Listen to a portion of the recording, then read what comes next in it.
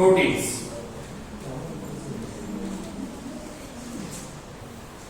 See, proteins are called what? Building blocks of our body. The proteins, the word is derived from proteus. So the proteus word is derived from Greek word. Proteus means what? Those are primary importance. Primary importance. Right? See, these proteins which are present in cheese, milk, meat, fish, and also peanuts.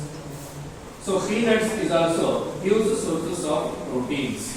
See, proteins are nothing but polymers of amino acids. Why? Because proteins are made up of amino acids, especially alpha amino acids. Alpha amino acids. See, alpha amino acids are called what? Monomers. Monomers of proteins. What is that? Monomers of proteins. See, proteins are made up of alpha amino acids. Alpha amino acids are called what? Monomers of proteins. Means number of alpha amino acids combines. Now you are going to get what? Proteins. Did you understand? Okay, let us come to point. What do you mean by alpha amino acids? Now let us discuss about the amino acids. What do you mean by amino acids? Amino acids are made up of two functional groups. One is what? Amine. And one more is what? Carboxyl. Right. So by the combination of amine group and carboxyl group, right, amino acids are formed. The general molecular formula of amino acid is RCHNH2COOH. So this is called what? General molecular formula of what? Amino acids. So based on the alkyl group, if R is varies, right? So the entire work of the amino acid is different. So on the basis of R, right, the amino acid's nature and working function is to be changes. So there are 20 naturally occurring amino acids are there. Out of 20 naturally occurring amino acids, 10 are essential amino acids. 10 are essential amino acids, right? So remaining 10 are non-essential amino acids. Remaining 10 are what? Non-essential amino acids. See, essential amino acids means what? They are produced, those are not produced in our bodies. Do you understand? Such type of amino acids are called what? Essential amino acids. See, non-essential amino acids are synthesized in our bodies. So there are 20 naturally occurring amino acids are there. Out of 20 naturally occurring amino acids, 10 amino acids are essential amino acids. Remaining 10 amino acids are non-essential amino acids. Right? See, example for essential amino acids is, so just keep in your mind, this is hint to you people. VIP hall mein DT. VIP hall mein TT. Right? So this is means to remember what? 10 essential amino acids for your competitive exams. For example, NEET and JEE including CET also. Right? So V means what? Valine. I means isoleucine. P means phenylalanine. S means histidine. A means arginine. L means lysine. L means leucine. M means methionine. T means tryptophan. One more T is there. That is what? Threonine. Right? So all are what? 10 essential amino acids.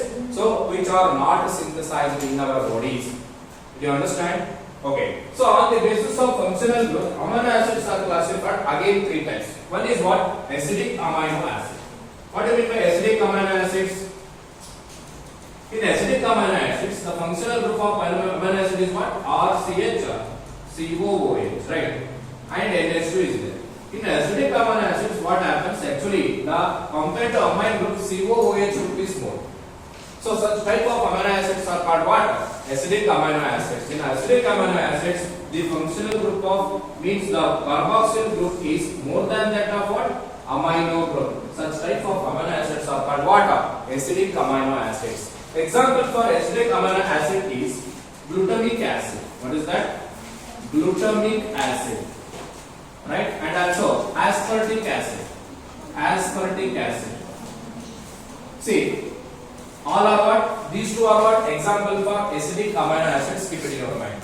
Right? So, second one is what? Basic amino acids. in a basic amino acid, yes, basic amino acid what happen? NH2 group is more than that of COOH. You understand? Example is histidine, right? And also arginine. Third one is neutral amino acid. Example for neutral amino acid is, for example, glycine, alanine, right? So those are the example for what? Neutral amino acids. In neutral amino acids, NH2 groups are exactly equal to what? COOH, means the number of amine group and the number of carboxyl group are what? Equal sign. Such type of amino acids are called what? Neutral amino acids. Keep it in your mind. So neutral amino acids example one to glycine. Glycine is the best example for what? Neutral amino acids. And one more, alanine. Alanine is also example for what? Neutral amino acids. In both the functional groups NH2 and COOH are equal. Keep it in your mind. So all the cases of functional groups, we can again classify amino acids into three types. One is basic amino acids, acidic amino acids, and third one is what? Neutral amino acids. Right. See, one more property of amino acids is what? Optical activity of amino acids. So this is very important. See, that comes under physical properties, right? See, almost all amino acids are solids in nature. Do you understand? And they are soluble in water. Keep it in your mind. They are what?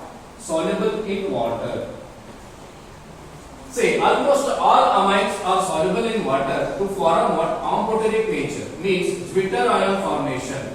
For example, this is the general molecular formula of amino acid, right? See, the hydrogen atom of the carboxyl group is transferred to what? NH2 group of the amine. Then it becomes what? Zwitter ion formation. So RCHCOO minus, here it is NH3 plus. So this is called what? Zwitter ion formation. What is this? Zwitter ion. So this Zwitter ion is what? Amphoteric in nature, means that reacts with acid and bases. That can react with what? Both acid and bases. Therefore, so Zwitter ion is in amphoteric in nature, right? See, the next one is what? Optical activity. See, out of 20 amino acids, right? 19 amino acids are almost, they are showing what? Optical activity property. Means they can rotate a plane polarized light either to left or to right side. So that property is called what? Optical activity. This optical activity means that is called optical rotation, nothing but, right? If the plane polarized light is turns to right side, that is called what?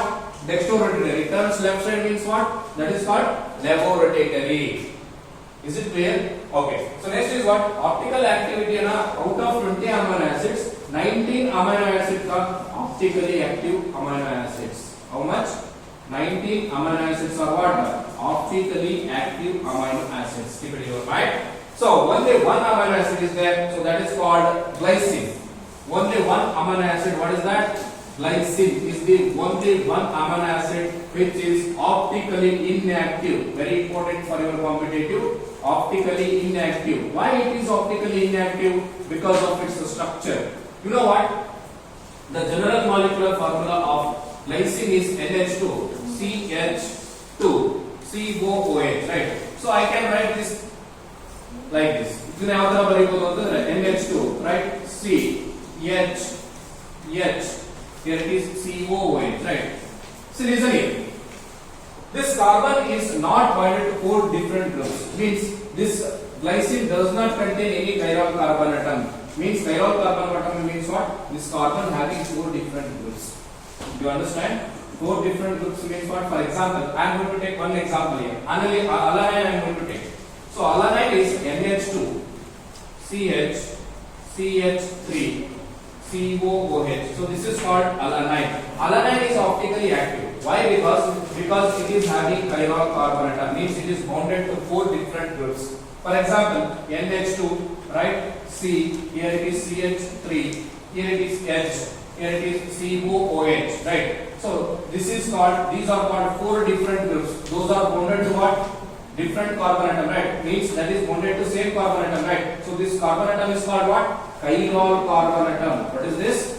Chiral carbon atom anta idna karitare, right? So this chiral carbon atom is that can showing what? Optical activity anna torisutte. But in case of glycine, what happens? It contains same hydrogen atoms. It does not bonded to 4 different groups. Did you understand? That's why glycine is what? Optically inactive. Are you getting the point? Glycine is optically inactive. Why? Because it does not contain any chiral carbon atom. Right? So that's why glycine is the only one amino acid which is optically inactive in nature. So other amino acids are what? Optically active in nature. Why? Because they are having chiral carbon atom. Chiral means what? The carbon atom bonded 4 different groups. What is that? 4 different groups. For example, this is a carbon that is 4 different groups like this: A, B, C, D. Do you understand? So this is called what? Chiral carbon. Right? So this is the only one property that can show what? Optical activity of the substance.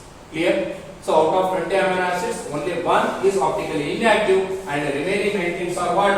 Optically active amino acids. Right? So how amino acids form proteins? Let us see. For example, amino acids, large number of amino acids, they are combined.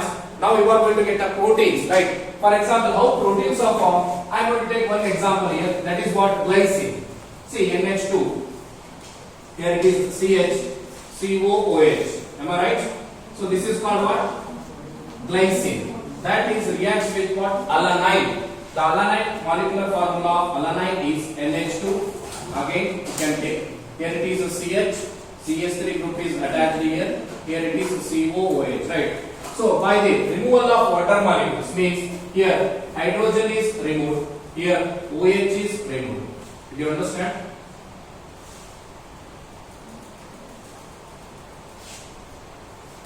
Here OH is removed, from this hydrogen is removed. So totally what is removed here? Water molecule is removed here. So remaining thing write as this. What is that? NH2, after that CH2, after that CO, NH, right? Here it is CH, CH3, here it is COOH. So this is called what? Amides. What is that? Amides. See, CONH bond is formed. What is that? CONH bond is formed. So those are called what? Amides. The name of this compound is glycyl alanine. What is this? Glycyl alanine. Nothing but what? It is called dipeptide. What is this? Dipeptide. A peptide bond is formed between 2 amino acids. Is called what? Dipeptide. Right. So how many bonds are present? Only one peptide bond is present. In dipeptide, only one peptide bond is present. Similarly, for tripeptide. In tripeptide, how many bonds are present? Yes, 2 peptide bonds are present. Similarly, in tetrapeptide, how many bonds are present? 3 bonds are present. Similarly, in pentapeptide. In pentapeptide, how many bonds are present? Yes, 4 bonds are present. Like this. See, the amino acids combines in a regular manner. You are going to get what? Proteins. Right? If one protein formation remaining, minimum 10,000 amino acids are combined. So 10,000 amino acids are combined to form what? Proteins. But see, think you know what? Insulin is there. Insulin is also protein, right? So that is made up of what? 51 amino acids. Keep it in your mind. How much? 51 amino acids. So insulin is also protein that is made up of 51 amino acids. Keep it in your mind. Did you understand? Okay. So next classification of proteins is 2 types. One is fibrous protein and one more is globular protein. So what do we mean by fibrous protein? Means the polypeptide chains are run parallelly like this. Right? They are held together by hydrogen bonds, disulfide bonds, van der Waals force of attraction and electrostatic force of attraction like this. So these are called what? Fibrous proteins, right? So these fibrous proteins are insoluble in water. Those are insoluble in water, right? So these fibrous protein, example for fibrous protein is keratin. So keratin is present in your hair and also which is present in the wool and also which is present in the silk, right? Keratin is also protein which is present in where? In hair and also wool and also silk. Keep it in your mind. Right? So this is the example for what? Fibrous protein, and this fibrous protein is insoluble in water. Clear? See, next protein is what? Globular protein. Next protein is what? Globular protein. So globular proteins are formed in a spherical shape. Why? Because they are undergo coiled-like structures. Polypeptide chains are undergo what? They are undergo coiled-like structure and to form what? Spherical shape. They are having spherical shaped molecules. So those are called what? Globular ಅಂತ ಕರೀತೀವಿ. Example for globular proteins are albumin. You know what? Egg albumin. Egg white. So that is the best example for what? Globular proteins. It is soluble in water, and even though insulin is also best example for what? Globular proteins. So both the two proteins are soluble in water. So keep it in your mind. So why we do not take insulin orally? Because it is soluble in water. That's why insulin ಅನ್ನು ನಾವು direct ಆಗಿ ಎಲ್ಲಿ ಕೊಡ್ತೀವಿ? Veins ಗೆ ಕೊಡ್ತೀವಿ. ಯಾಕಂದ್ರೆ directly goes to bloodstream. Why? Because ಇದೇನಾದ್ರೂ ನಾವು orally ತಗೊಂಡ್ರೆ that is what soluble ಆಗುತ್ತೆ ಇಲ್ಲಿ ವಾಟರ್ ಅಲ್ಲಿ.